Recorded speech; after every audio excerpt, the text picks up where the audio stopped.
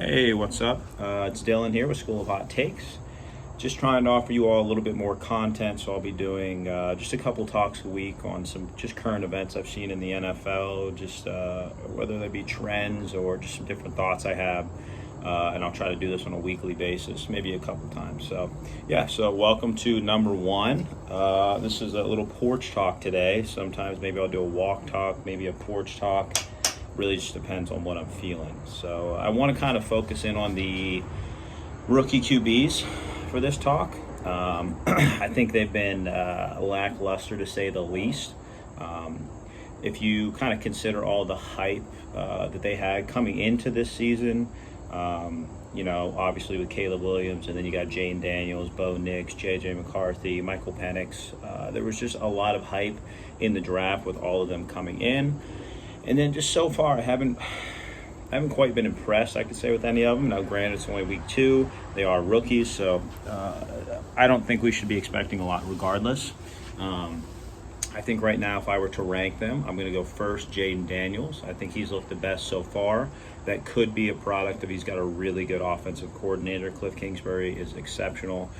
He might not be the greatest coach, but he's a damn good offensive coordinator. So that helps out a ton, just setting him up for success, I think, in the best way. I do think he'll end up being the best this year. I said that, I think, last week, the week before, and I had a ridiculous take of them going 14-3 or something. Probably not going to go 14-3, but I do think he'll end up being the best QB out of this rookie class. And I think that goes to say, too, because his offense is not as good as, say, like a Caleb Williams. So I think that's even more impressive.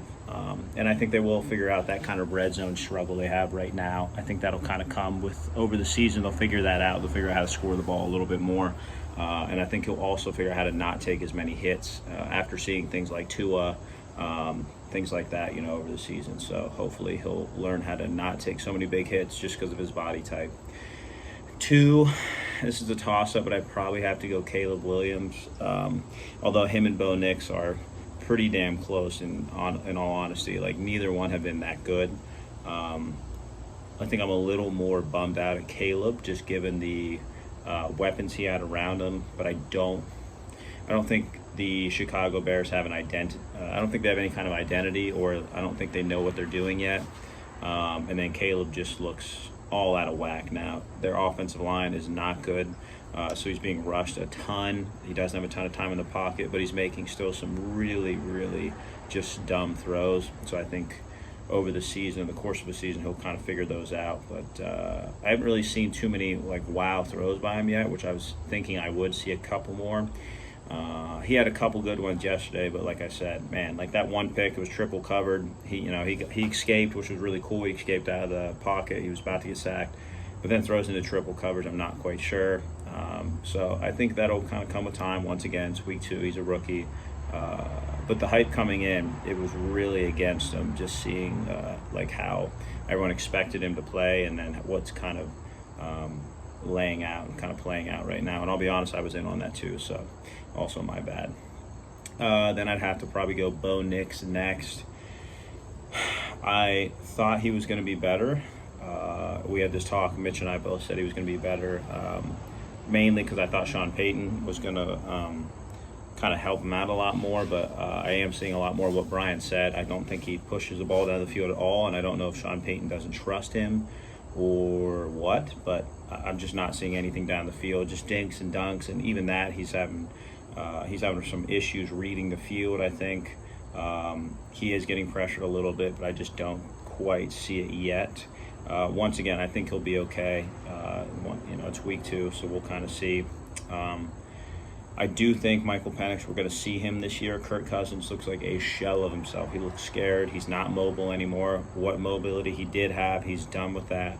So I do see a Michael Penix appearance coming in the future here, hopefully sooner than later.